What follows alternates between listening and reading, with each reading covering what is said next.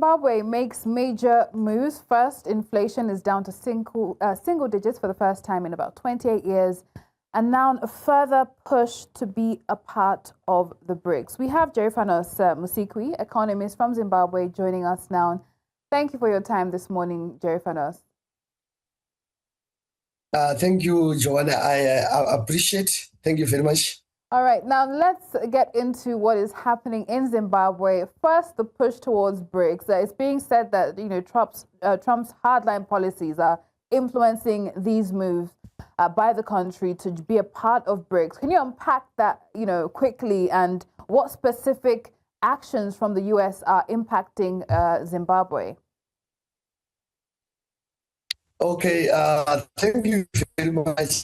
Firstly, let me allude that as a Zimbabwe, we are on a move of an economic diversification in terms of our engagement and re-engagement with other nations in the whole world in trying to diversify the economy, to move up the economy of Zimbabwe into a prosperous and empowered upper mid-income economy by 2030, as also is the vision of SDGs.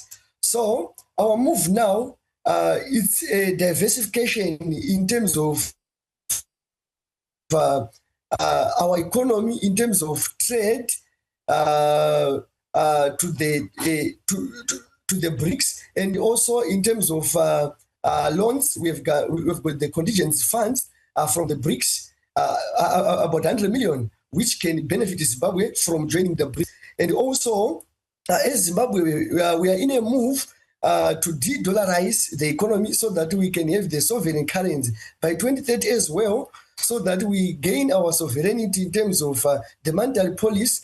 So that one, it's something like economic diversification rather than a geopolitical move.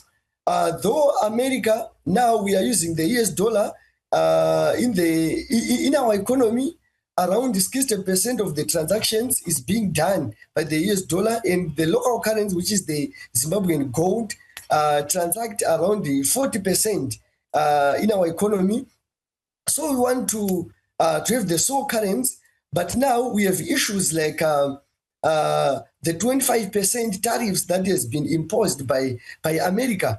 Those are the issues that led Zimbabwe to engage and re-engage with the whole of the world in trying to suit in the global economy and to gain all the benefits from the trade agreements. Zimbabwe definitely seeking to position itself on the continent and on the globe, assert itself as well. Let's come to what's happening, internally. Some good news, I assume. Inflation has fallen to 4.1% in January 2026. It's the first time in single digits since the late 1990s, I believe. But looking at the real experience, in the country, essential good prices, are they telling a different story? How real is this inflation milestone for the everyday Zimbabwean? Okay, thank you very much. Let me allude on that one, on the real situation on the ground. The truth is, when we talk about the inflation, which is just the general rise in price of goods and services, year-on-year inflation from 2025 to 2026 as of now, now it has risen. It has risen by 0.7%. So it's now it's around 4.1%. So when we are talking of the inflation rate, and comparing to maybe the price of goods and services, inflation is around 12.3%, right? We are saying using our local currency, which is the Zimbabwean gold, which is backed by around 2.5 tons of gold now, and it's expected to increase year on year to around 4 tons by the end of 2026. And also with the financial discipline that has been put in place by the Ministry of Finance, such as the tight monetary policy and the austerity measures. As Zimbabwe, right now, the prices they are almost constant from last year. Just a small increase in terms of the price of goods and services using our local currency. When it comes to US dollar, it's almost similar prices for the whole year. Just minute prices, maybe in goods like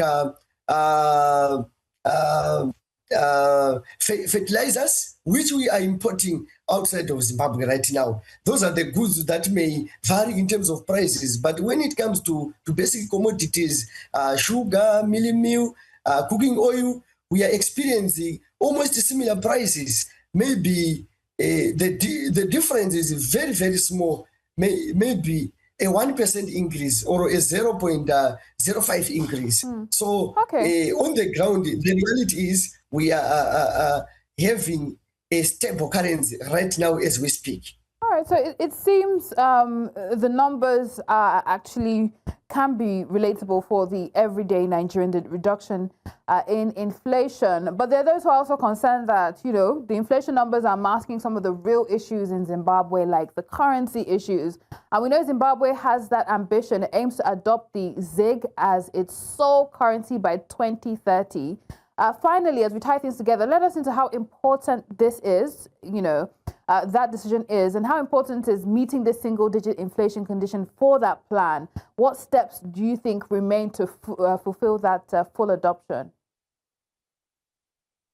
Okay, thank you very much. You know, the issue of a digit currency, it's a very critical issue when it comes to building confidence, creating or laying the ground for the single currency.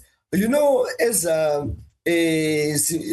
Zimbabweans or as citizens of Zimbabwe, people, they've been banned for some time with the currency volatilities that has happened before. But now this single digit, it shows it's a roadmap that is being laid upon for the acceptance of a monocurrency, which will give sovereignty to Zimbabwe, and also the move to join the BRICS is also a move to have the lessons, to learn some lessons from the BRICS, as the BRICS has got its agenda of de-dollarization and trade in other currencies like yuan and other prominent currencies, even for the South.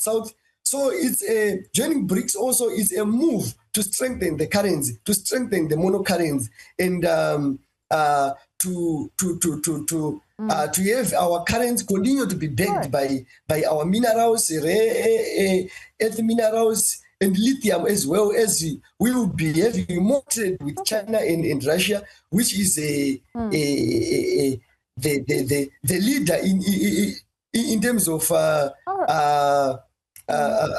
electric vehicles. All right, and, so, I mean, very lofty. Our time is fast spent, but very lofty ambitions from Zimbabwe. It does look like they're on track, and we'll be monitoring all that and more. Thank you so much, Jeriphanos Musikwi, an economist joining us from Zimbabwe. A pleasure having you in.